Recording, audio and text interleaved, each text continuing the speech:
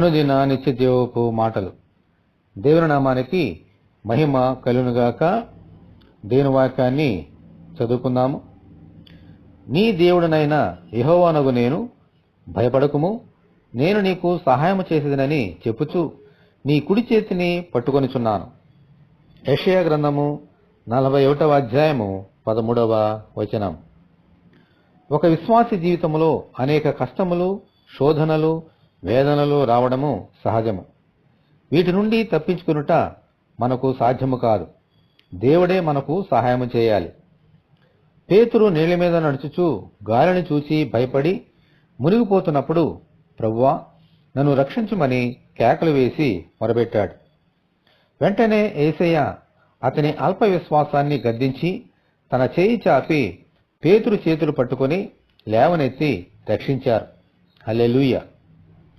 మన ప్రతి సమస్య నుండి లేవనెత్తడానికి యేసయ్య సమర్థులు.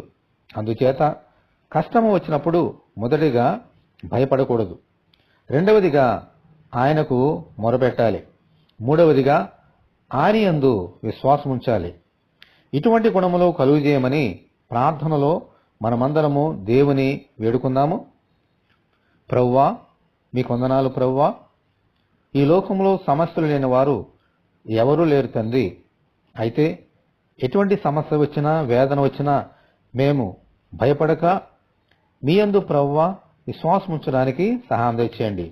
దేనికి భయపడకుండా మీకు మొరపెడుచు మీ యందు విశ్వాసము ద్వారా గొప్ప కార్యములు ఈ లోకంలో చేయనట్లుగాను, మా సమస్యలను జయించినట్లుగాను సహాయం దయచేయమని, ఈ వాక్యము వింటున్న నీ బిడ్డలందరినీ దీవించమని యేసు అతి పరిశుద్ధమైన నామములో ప్రార్థన చేయుచున్నాము తండ్రి.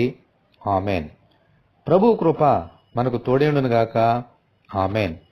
పరిశుద్ధ దేవుని మందిరం.